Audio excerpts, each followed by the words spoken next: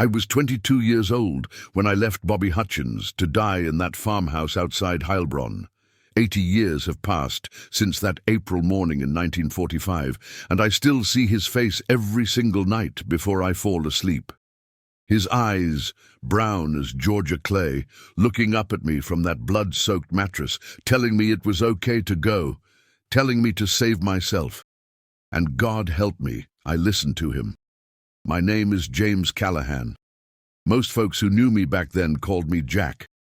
I was born in a small town called Millbrook, Pennsylvania, in 1923. My father worked the steel mills in Pittsburgh, and my mother raised 4 boys in a house that always smelled like fresh bread and coal dust.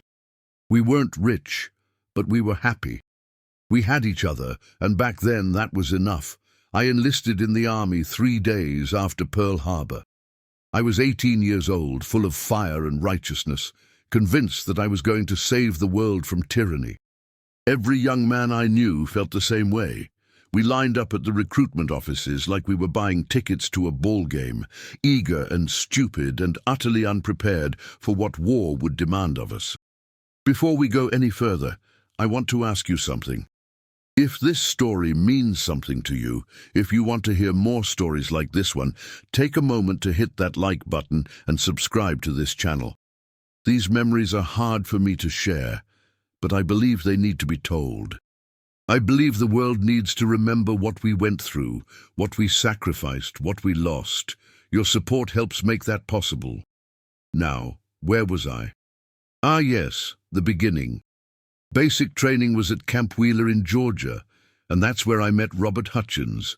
Bobby, we called him. He was from a little town called Valdosta, down near the Florida border, and he had this accent that made everything sound like a song. He was 19 years old, tall and thin, with a smile that could light up a room even in the darkest moments. We became friends the way soldiers do, which is to say quickly and completely.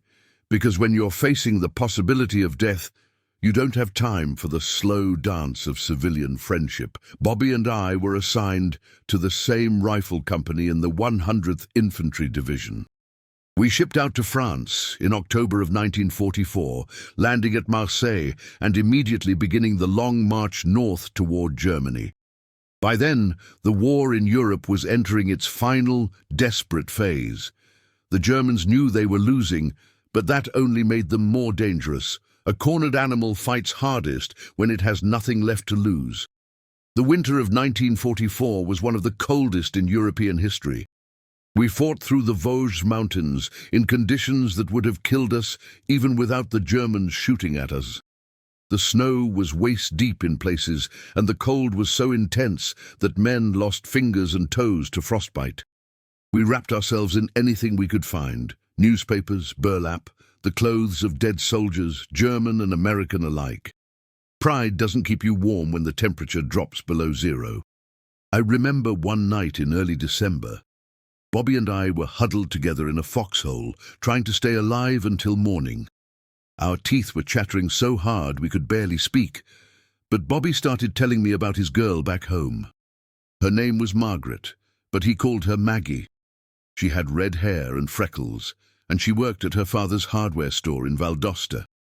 Bobby carried her picture in his breast pocket, right over his heart. He showed it to me that night, his hands trembling from the cold, and I could see the love in his eyes, even in the darkness. He told me they were going to get married when he got home. They were going to buy a little house on the outskirts of town, maybe start a hardware store of their own. He wanted 3 kids, 2 boys and a girl, and he already had their names picked out. Robert Jr., Thomas after his grandfather, and Emily after his mother. He had his whole life planned out, every detail, and he told me about it as if speaking it aloud would make it real, would guarantee that he would survive to see it happen. I didn't have a girl waiting for me back home. There had been a few dates, a few stolen kisses at church socials and school dances, but nothing serious. I was too focused on helping my family, on working odd jobs to bring in extra money while my father's health declined. Romance seemed like a luxury I couldn't afford. But listening to Bobby talk about Maggie that night, I felt a pang of envy so sharp it surprised me. Not for the girl, but for the certainty. Bobby knew exactly what he was fighting for, what he was trying to get back to. I was just trying to survive. We made it through that winter, barely. The division suffered terrible casualties, not just from combat but from the cold, the disease, the exhaustion that seeped into our bones and never quite left. By the time spring arrived, we had pushed into Germany itself. The enemy was retreating, but they were making us pay for every mile. The closer we got to the end, the more desperate the fighting became. April 1945. We were approaching the city of Heilbronn in southwestern Germany. Intelligence told us that the city was heavily defended, that the Germans had fortified every building and were prepared to fight to the last man. Our objective was to take the city and secure the bridges over the Neckar River, simple on paper, a nightmare in reality. The assault on Heilbronn began on April 4th. I'll never forget that date as long as I live. The morning was cold and grey, a light drizzle falling from clouds so low they seemed to touch the rooftops. Our company was tasked with clearing a section of the city's eastern outskirts, a maze of narrow streets, bombed-out buildings, and German machine gun nests. The fighting was house to house, room to room, the most brutal kind of combat there is. You couldn't see the enemy until he was right in front of you, and by then it was often too late for one of you. We lost 6 men in the first hour alone. The air was thick with smoke and dust, and the smell of cordite, and the sound of gunfire was so constant it became a kind of terrible music, the soundtrack of our destruction. Bobby and I stayed together, watching each other's backs the way we had learned to do. We moved through a bombed apartment building, checking each room, each closet, each shadowy corner where a German soldier might be hiding. My rifle felt like an extension of my body, my finger resting on the trigger, my eyes scanning for any sign of movement.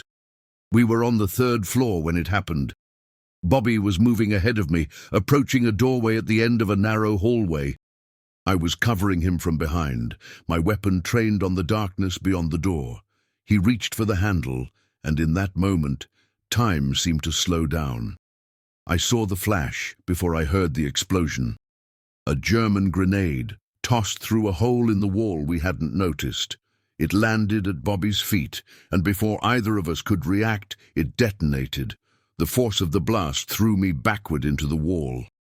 My ears were ringing, my vision blurred, and for a moment I didn't know where I was or what had happened. Then I heard Bobby screaming. I crawled toward him through the smoke and debris, my hands cutting on the broken glass and rubble that covered the floor.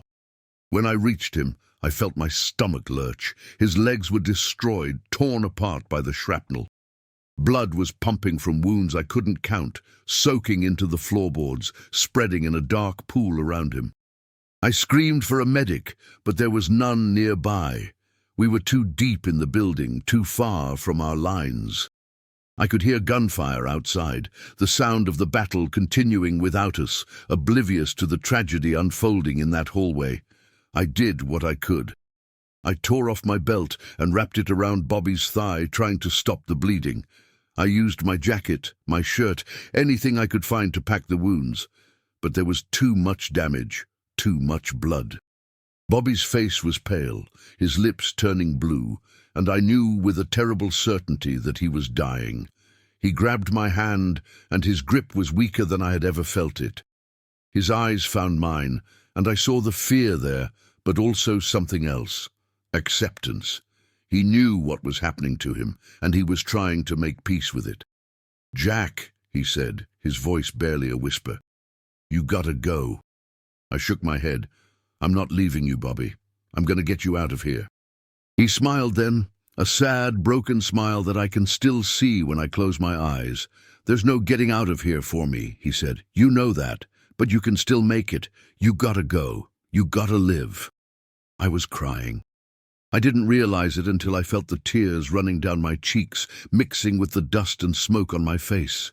I held his hand tighter, as if I could keep him alive through sheer force of will. "Tell Maggie I love her," he said. Tell her I'm sorry I couldn't keep my promise. I will, I said. I swear I will. And then Bobby did something that broke my heart completely. He reached into his breast pocket, the one where he kept Maggie's picture, and he pulled it out. His hands were shaking, covered in his own blood, but he managed to press the photograph into my palm. "Give this to her," he said. "Tell her I was thinking of her. Tell her she gave me something to fight for." I couldn't speak. The words were stuck in my throat, choking me. All I could do was nod. Bobby looked at me for a long moment, and then he said something I've never forgotten.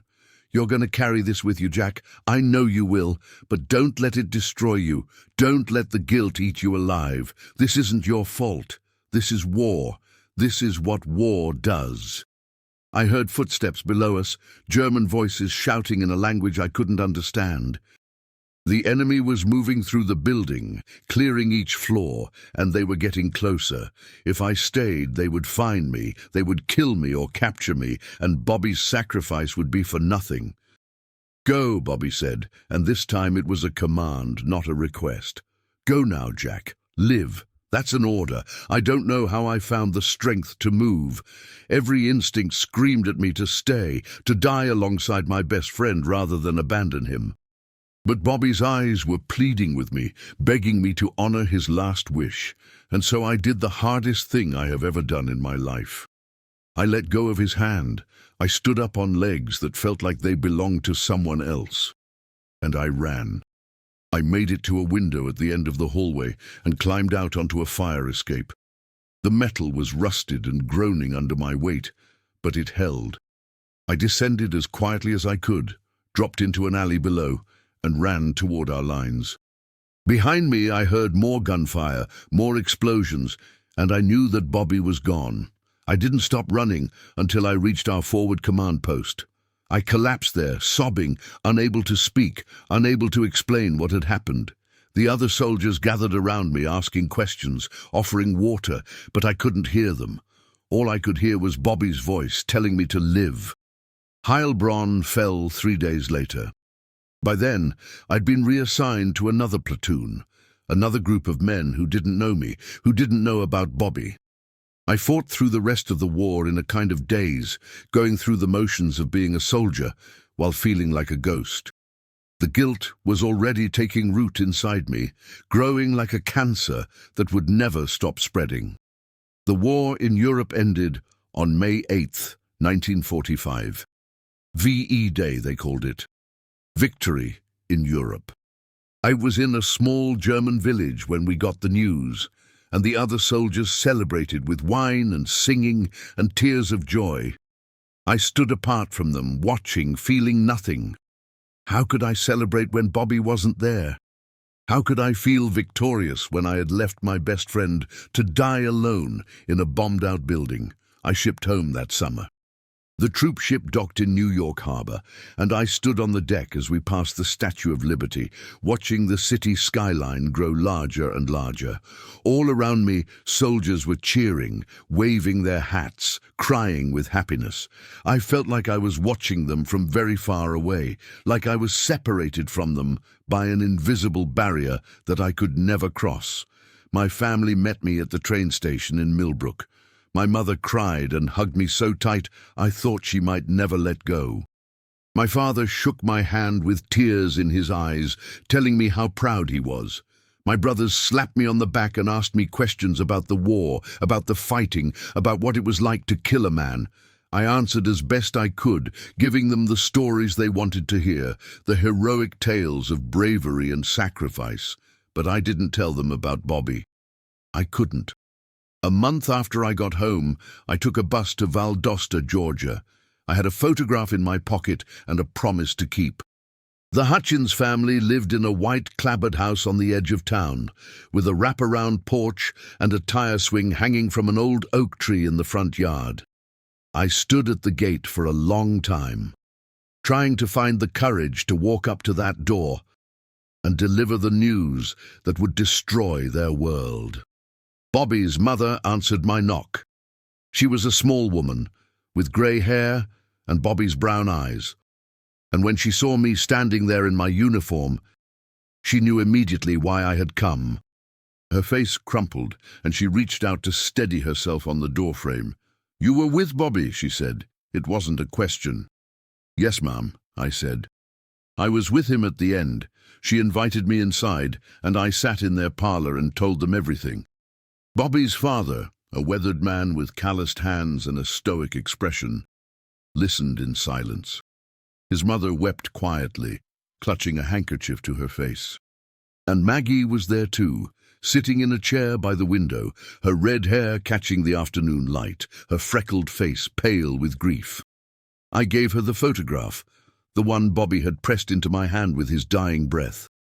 She looked at it for a long time, tracing the edges with her finger, and then she looked up at me. "Did he suffer?" she asked. I lied. I told her he went quickly, peacefully, that he didn't feel any pain. I told her his last words were about how much he loved her, how happy she had made him. I didn't tell her about the blood, the screaming, the terror in his eyes. Some truths are too cruel to speak. She thanked me. Can you imagine that?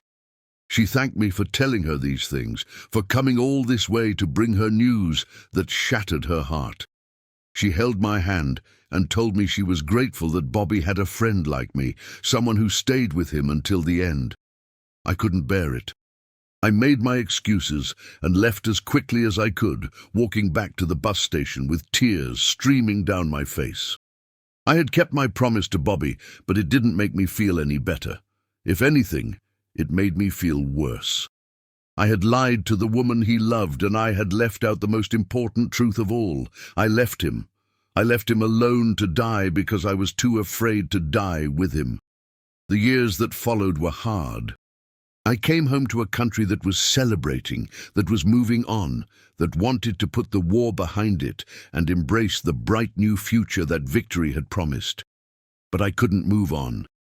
The war lived inside me, a constant presence that colored everything I saw and felt. I had nightmares every night. Bobby was always there, lying in that hallway, his legs destroyed, his blood pooling around him. Sometimes he was angry, screaming at me for abandoning him. Sometimes he was sad, reaching out to me with those trembling hands, begging me not to leave. And sometimes he was just silent, watching me with those brown eyes, and the silence was worse than anything. I tried to drown the memories in alcohol. For a while, it worked. The whiskey numbed the pain, blurred the edges of the nightmares, let me forget for a few hours at a time. But the bottle is a cruel master, and it took more than it gave. I'd lost jobs, lost friends, lost any sense of purpose or direction. I was drifting, sinking, and I didn't care if I ever found solid ground again. It was my brother Thomas who saved me, though he would never have described it that way. He showed up at my apartment one morning, found me passed out on the floor, surrounded by empty bottles, and he picked me up. Literally picked me up, threw me over his shoulder, and carried me out to his car. He drove me to a place in the mountains, a cabin our grandfather had built before either of us was born.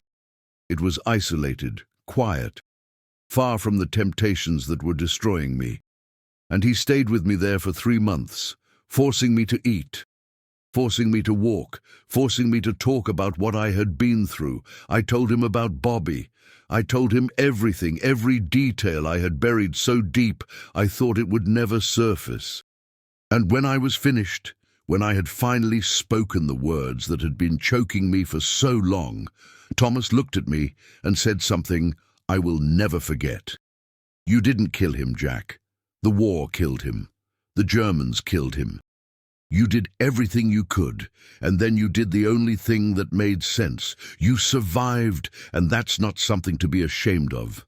That's something to be grateful for." I didn't believe him. Not then. But something shifted inside me that day. Some tiny crack in the wall of guilt I had built around myself.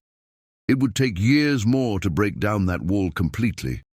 But Thomas gave me the first glimpse of light in a darkness that had seemed endless. I got a job working construction, and I found that the physical labor helped quiet the voices in my head. There's something honest about building things, about creating rather than destroying. Every nail I drove, every board I cut, every structure I helped raise was a small act of redemption. I couldn't bring Bobby back, but I could build something that would outlast me, something that would matter. In 1952, I met a woman named Eleanor. She was a nurse at the hospital where I had gone to have a broken finger looked at, and she had a smile that reminded me of sunshine. She was patient and kind, and she had this way of looking at me like she could see past all my defenses, all my walls, right down to the scared and broken boy I was trying so hard to hide. We started having coffee together, then dinner, then long walks in the park where we talked about everything and nothing.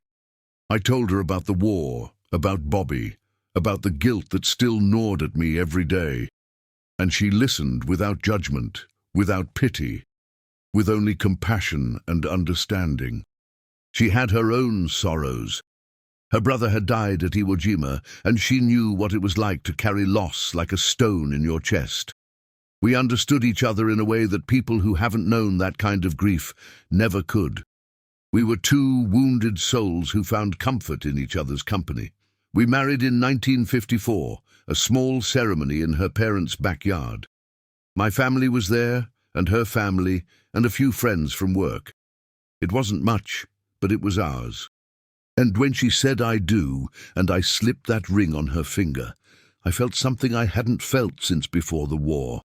Hope. Eleanor and I had 2 children. A boy we named Robert after Bobby, and a girl we named Margaret after his Maggie. I never told Eleanor the full reason for those names, but I think she knew. She always knew more than she let on. Raising a family gave me purpose.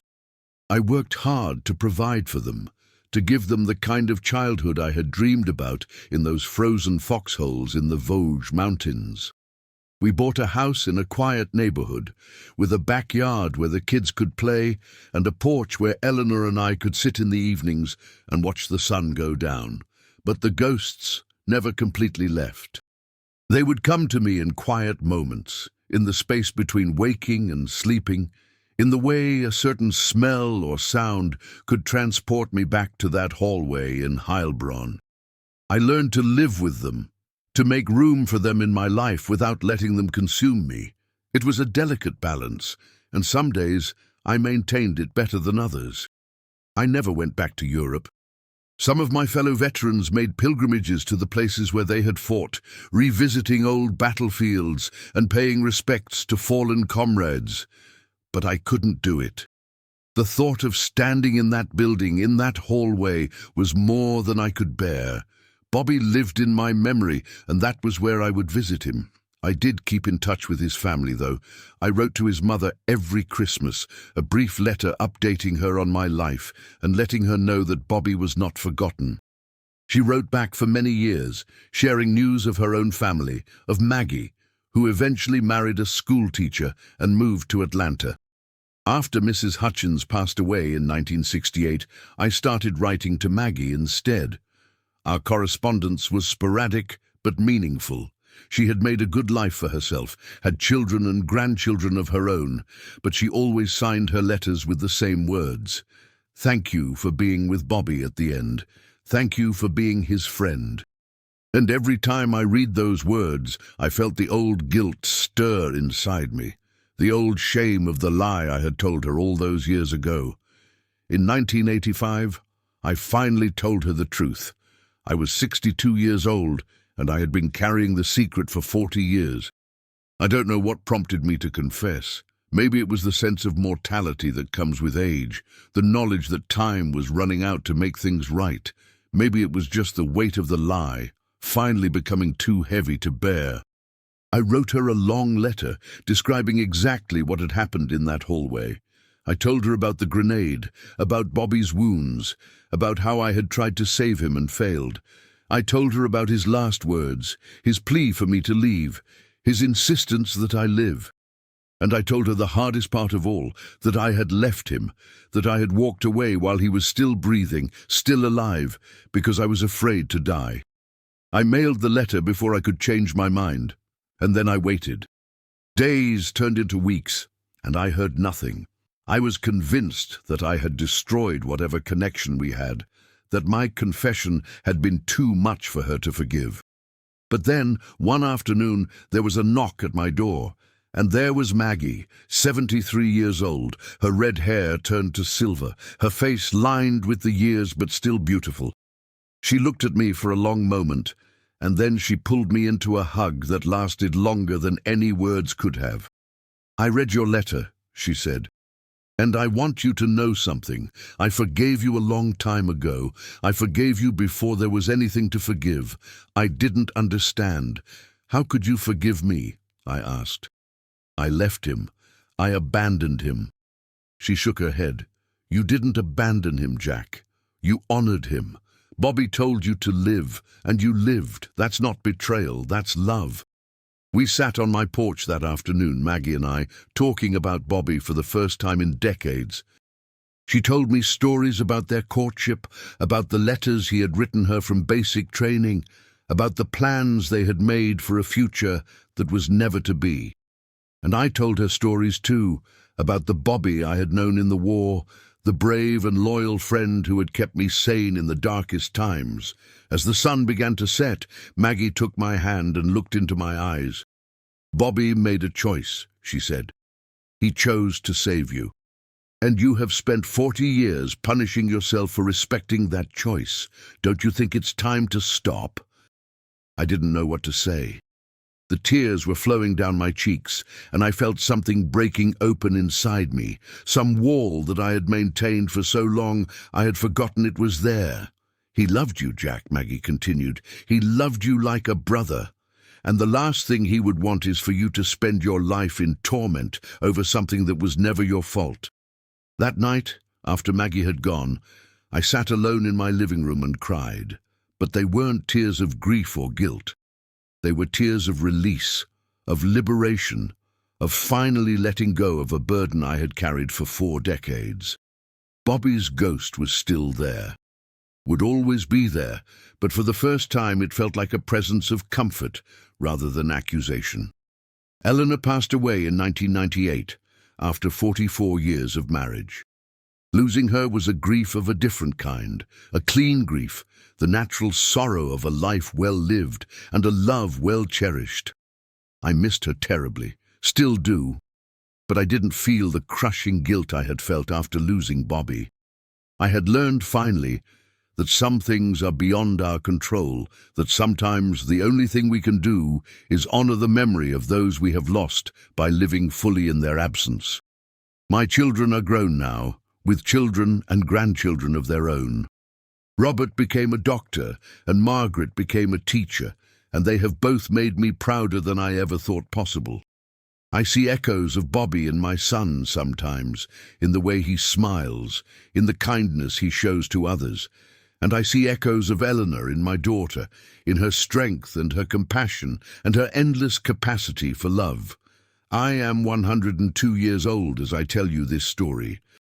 I have lived longer than I ever expected, longer than most of the men I served with, longer than Bobby ever had the chance to. And I have spent much of that time trying to understand why I survived when so many others didn't. I don't have an easy answer. War doesn't provide easy answers. It only provides questions, endless questions that haunt you in the quiet moments, that surface when you least expect them. Why me? Why did I live when Bobby died? Was there something I could have done differently, some choice I could have made that would have saved him? I have asked myself these questions 1,000 times, 10,000 times, and I have never found a satisfying response. The truth is that war is chaos, and in chaos there is no justice, no fairness, no grand plan that determines who lives and who dies. It's random, brutal, and utterly indifferent to our hopes and dreams and plans for the future. But I have also come to understand something else, something that took me decades to learn. Survival is not a sin. Living is not a betrayal of those who died. The best way to honor the fallen is not to join them, but to carry them with us, to let their memory inspire us to live better, love harder, appreciate more fully the precious gift of every single day. Bobby Hutchins was the bravest man I ever knew. Not because he wasn't afraid. He was terrified in that hallway. I could see it in his eyes, but because he faced his fear with grace and selflessness. In his final moments, he didn't think of himself. He thought of me. He gave me the greatest gift one person can give another, the chance to live. I have tried, in my own imperfect way, to be worthy of that gift. I have tried to build a life that would make Bobby proud, to be the kind of man he believed I could be. I have failed more times than I can count, but I have also succeeded in ways that surprise me still. I raised a family. I loved deeply. I found meaning and purpose in a world that often seemed devoid of both. And now, at the end of my life, I can finally say something that would have seemed impossible 80 years ago. I am at peace with what happened in that hallway. I am at peace with the choice I made. Not because it was easy, not because it doesn't still hurt, but because I understand now that Bobby's sacrifice was an act of love. And the only proper response to love is gratitude. If you have listened this far, I want to thank you. These memories are not easy to share. They cost me something every time I revisit them, every time I speak Bobby's name aloud. But I believe that stories like this one need to be told. I believe that the world needs to remember what happened in that war, what ordinary men and women were called upon to do, what they sacrificed so that future generations could live in freedom. The men of my generation are almost gone now. Soon, there will be no one left who remembers what it was like to storm the beaches of Normandy, to fight through the frozen forests of the Ardennes, to liberate the death camps and confront the full horror of human evil. Our stories will become history, then legend, then perhaps nothing at all. But I hope that some part of what I have told you today will stay with you. I hope that when you think of World War II, you will think not just of battles and strategies and dates on a timeline, but of the individual human beings who fought and died and loved and lost. I hope you will think of Bobby Hutchins, a 19-year-old kid from Valdosta, Georgia, who wanted nothing more than to marry his sweetheart and raise a family and live a simple, happy life. He never got that chance. The war took it from him, as it took so much from so many, but his memory lives on in me, in the children and grandchildren who bear his name, in this story that I have finally found the courage to tell. In 1945, I had to leave a wounded man behind so I wouldn't die with him. It was the hardest thing I have ever done, and it haunted me for most of my life, but I understand now that Bobby didn't want me to die with him. He wanted me to live for him. He wanted me to carry his memory forward, to tell his story, to make sure that the world would never forget the sacrifice he made. This is that story. This is Bobby's legacy, and I am honored, after all these years, to finally share it with you. Thank you for listening. God bless you. And God bless the memory of all the brave men and women who never made it home. I think of Bobby every day, even now. When I wake in the morning and feel the ache in my old bones, I remember that he never got to feel the ache of age. When I watch my great-grandchildren play in the yard, I remember that he never got to see his own children take their first steps. When I sit on my porch in the evening and watch the stars come out, I remember all the nights we spent together in those frozen foxholes, dreaming of home. The guilt has faded, but the love remains. That's what I want you to take from this story, if you take nothing else.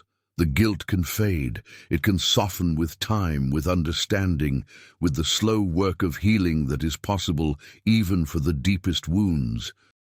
But the love, the bonds we form with the people who matter most to us, those are eternal. They outlast our bodies, our memories, even our very selves. Bobby Hutchins has been dead for 80 years, but he is more alive to me now than many people I have known far more recently. He lives in my heart, in my stories, in the legacy that I have tried so hard to build in his honor, and as long as I draw breath, he will never be forgotten. I am an old man now, older than I ever thought I would be. My hands shake, my eyes have grown dim, and there are days when I struggle to remember what I had for breakfast. But I remember that April morning in 1945 as clearly as if it happened yesterday. I remember the smell of smoke and blood, the sound of gunfire and German voices, the feel of Bobby's hand in mine. I remember his last words, his final command. "Live, Jack." That's an order. I have obeyed that order for 80 years. I have lived, truly lived in all the ways that matter.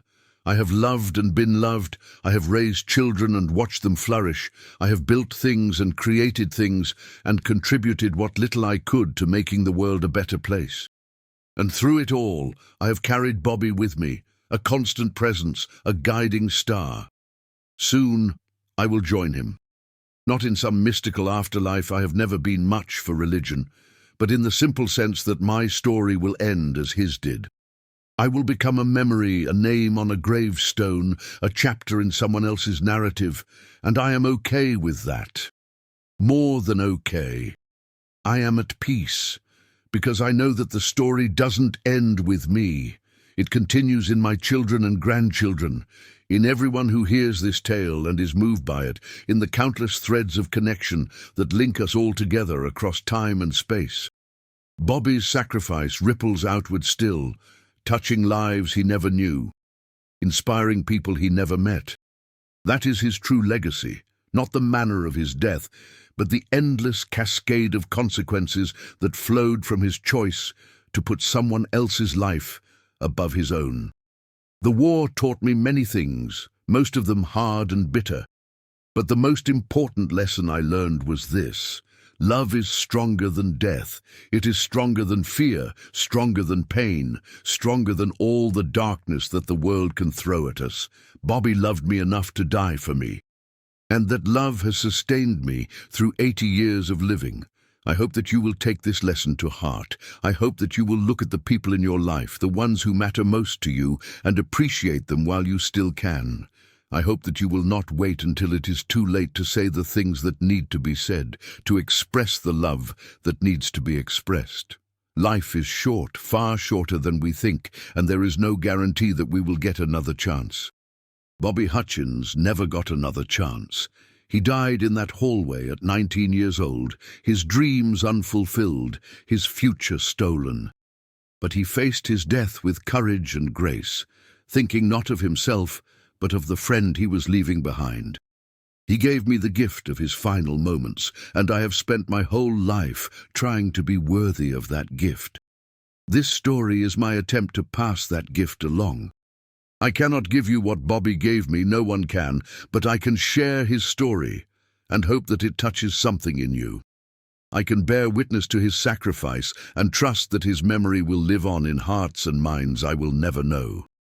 Thank you for listening to an old man's memories. Thank you for giving me this chance to honor my friend, my brother, my hero. And thank you for carrying a little piece of Bobby Hutchins with you when you leave.